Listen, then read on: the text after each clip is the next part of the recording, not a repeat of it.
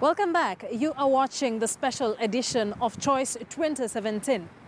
Now, in the past 4 years, Kenyans have witnessed vicious supremacy battles between the Senate and the National Assembly. More often than not, the Senate has referred to itself as the mature upper house. But interestingly, a majority of the senators are now eyeing seats in the National Assembly or the governor's seat, and some as members of the County Assembly. Duncan Haimba interrogates why. For more than 4 years, Kenyans have witnessed what can best be termed as sibling rivalry, the supremacy wars that have pitted both levels of Kenya's bicameral parliament against each other. The battle has been about which one of the two houses is superior, with the Senate laying claim to the title, much to the chagrin of the National Assembly. Surprisingly though, as the August general election inches closer, a good number of senators are ditching the same Senate, otherwise regarded as the upper house, and will now contest for the National Assembly seats across the country. All eyes are on the Senate, which has almost half of its current members, stampeding out either to run as members of the National Assembly and some as governors. ODM-nominated Senator Godlive Omondi, however, has decided to vie for a much lower seat. I'm coming from the Senate to go to the County Assembly as a member of County Assembly, that is an MCA. Omondi will contest as an MCA in Kakamega County's Holera Ward, giving up power, resources and prestige that comes with her current position. I want to be where resources are. I account what I've done with the resources that have been given. That is the reason that made me to calm down, to make a decision that I should calm down. I don't want titles. I don't want big salary.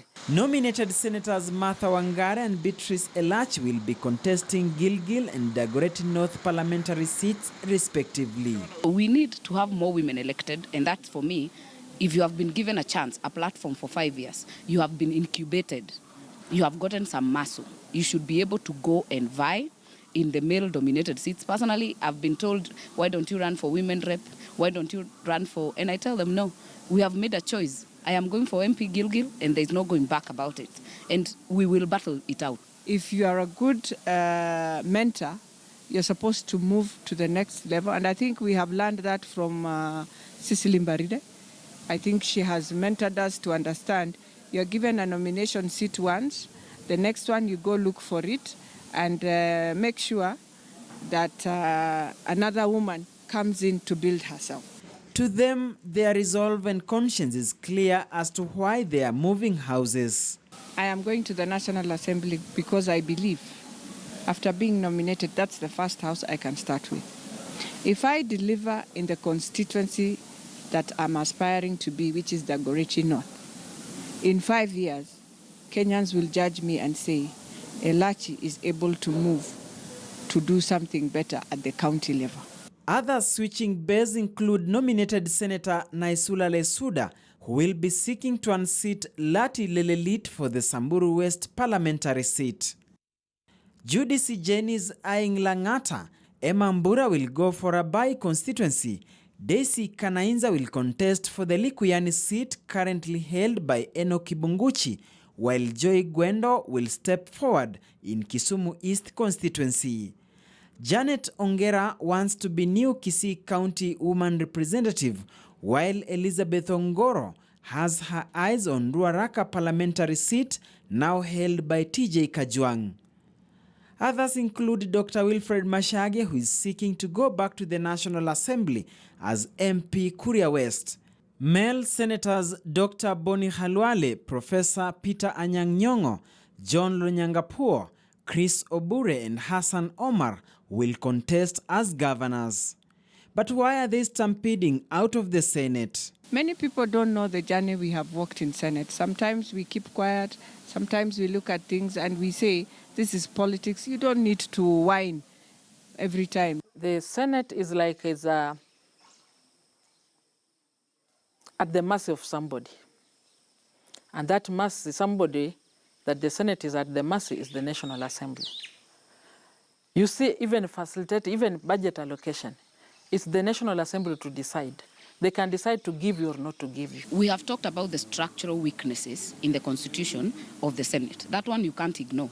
If you remember when we came in 2013, in fact, we were the first proponents of doing a referendum to be able to amend the constitution the way it was. If you remember, the people who were in Naivasha, they were in the National Assembly. For some reason, they never thought they would be in the Senate. Today, I sit with some of them who were in Naivasha and I tell them, you're the ones who weakened this Senate. So in terms of the constitutional powers, because we have done our work, but implementation of the same is not as felt as it's supposed to have been done if we had better structural support by the Constitution. As it stands, only a few sitting senators will be seeking to remain in what was widely seen as the upper house of parliament. Duncan Hemba, KTN News. Let's now head to Siaya County, where the battle for the governor's seat is now shaping up, pitting the incumbent against some very serious contenders. Some members of parliament are also said to be working round the clock to ensure that the incumbent, Colonel Rasanga, does not get re-elected. Rashid Ronald with more from Siaya County. This is the man who gave Rasanga a run for his money in the last general election, even challenging the perceived dominance of the Orange Party, William Oduol, and he will try once more to break the ultimate glass ceiling. I believe I have the right mix of skills that would take Siaya to the next level. The two politicians hail from Malego Usonga, a situation that may complicate the equation for both of them during the all-important ODM primaries. However, there is speculation that Oduol might be considering running on another party. In the meantime, attempts are in the offing to have Oduol step down for Rasanga. My re-election should be forthcoming because, again, we have improved seriously the medical supply to the Siaya people. Rasanga, unfortunately, did not have an agenda for Siaya. If you go back to 4 years ago, when we had elections in Siaya, you will remember that the contest was not even between Rasanga and William Oduol. There were other players. In 2013, Rasanga was declared governor after a closely contested race with Oduol, who ran on the National Agenda Party of Kenya. ODM had handed Rasanga a direct nomination after Oduol and nominated MP Oburu Odinga were disqualified following chaotic ODM primaries. The country's top seat has also attracted former PS Kari Orege and Rarieda MP Nicholas Gumbo. I feel I'm competent enough, having served in the public service for 33 years, of which the last 5 years I was a permanent secretary. I rose through the ranks up to that level.